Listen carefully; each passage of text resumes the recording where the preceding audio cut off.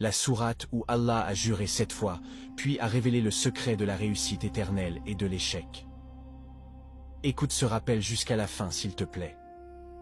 Il est un peu long, mais chaque phrase peut, bi-iznillah, toucher ton cœur et changer ta manière de voir ta vie et ta relation avec Allah. Prends quelques minutes, écoute calmement, et laisse ton âme respirer à travers ces mots. Le secret de la réussite selon Allah.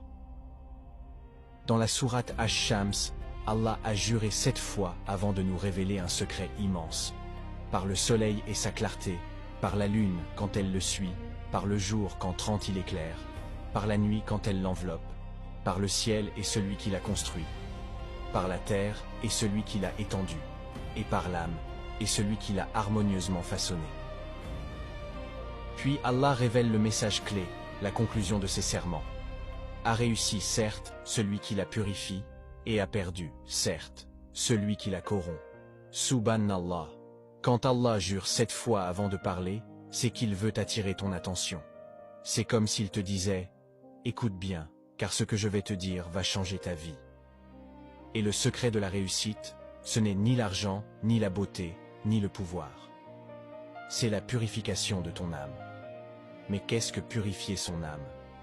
C'est nettoyer ton cœur de tout ce qui t'éloigne d'Allah. La jalousie, l'orgueil, la rancune, la colère, l'amour excessif du monde, la paresse dans la prière, ou encore le désespoir. Purifier ton âme, c'est lui redonner sa lumière naturelle, celle qu'Allah a placée en toi dès ta création. Le prophète paix et salut sur lui a dit, « En vérité, il y a dans le corps un morceau de chair.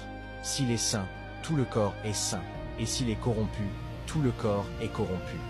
C'est le cœur. » Rapporté par Al-Bukhari et Muslim. Et ce cœur, il s'assombrit à force de péché, de négligence, de paroles vaines, de musique, de regards interdits ou d'envies cachées. Mais chaque istighfar, chaque prière, chaque larme versée par regret, chaque bonne action le polit, le purifie et le ramène à sa lumière. Celui qui la corrompt.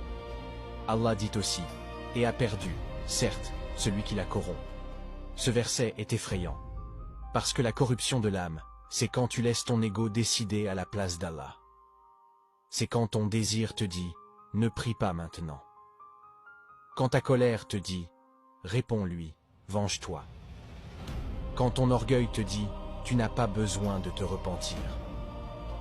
Et petit à petit, sans t'en rendre compte, ton cœur devient dur.